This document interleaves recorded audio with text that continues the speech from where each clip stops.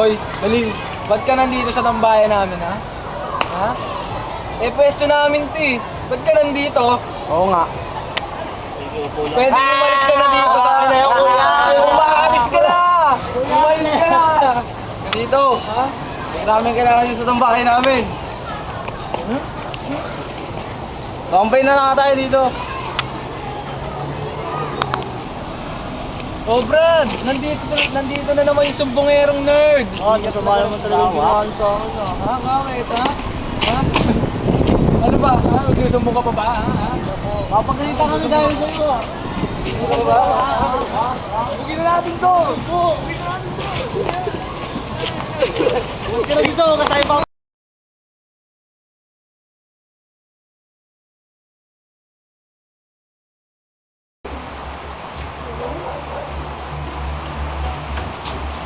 Oo, nandiyan ka na pala.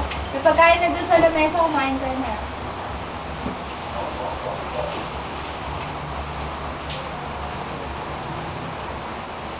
Oo, ba't yung tahimik mo? Wala po. Ano ba yan? Ba't puro ka pasa? Anong nangyari sa'yo? Bukas na bukas, pupuntahan kita sa school, ha? Aalamin ko kung bakit kami mga pasa.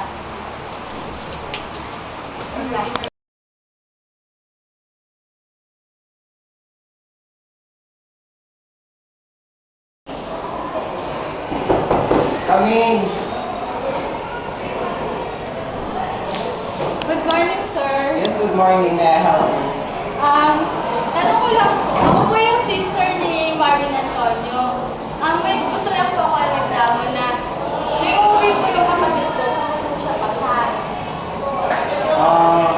Sige, kakausapin ko yung advisor niya, tatanungin ko rin yung ano yung problema ng Martin. Pero, asahan niyo po na yung kapatid niya nabibigyan natin kagad ng agaran na solusyon yung problema.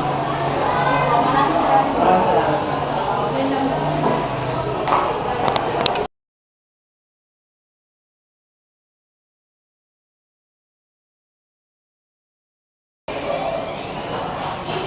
Good afternoon, sir. Yes, Miss Aranda, tinatawag kita.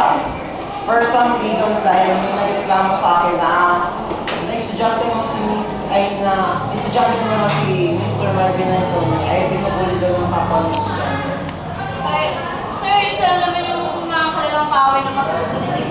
Yung mga estudyante ko rin po, actually nasa loob sila ng isang room. Sir, ang alam ko pong umaaway kay Antonio ay si Mr. Emil Nazareno. Oo, si Miss Lee. Yes, sir. Kaya akala ko ba nag-aaral mo mabuti sa mga team ko? Nung umpisa ko, ang ganda ng performance niya. Kaso, nung tumagal ang first. Anong gagawin natin niya? Pamangkin niyo pa naman siya. I will take that problem. Sige, tawagin mo si Mr. Emil at gusto ko makausap. Salamat. Ilibig ko.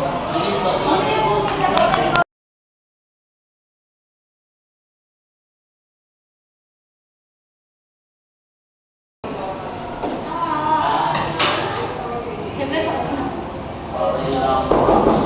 Pasok.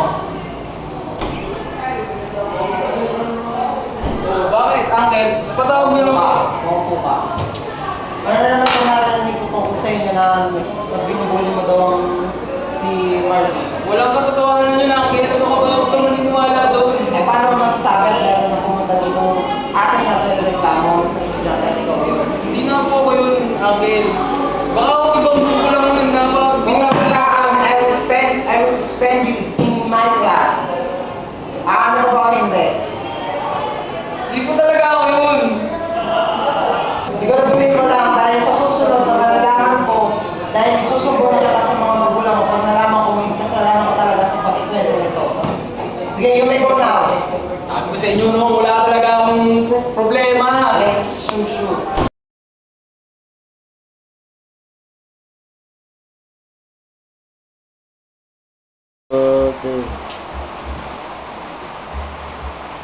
Uncle, nakawin na po ako.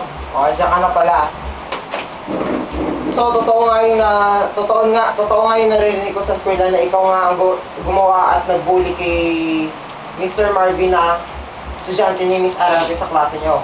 Ngayon, I just had called your parents at sinabi ko na kung ano yung nangyari.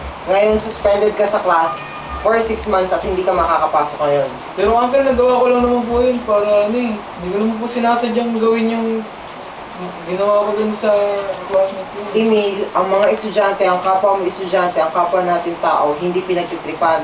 Ngayon, dahil dun sa ginawa mong kasalanan, kailangan mong i-take yung punishment sa'yo at kailangan mong pagsisihan kung ano man yung ginawa mo. Naiintindihan mo ba ako?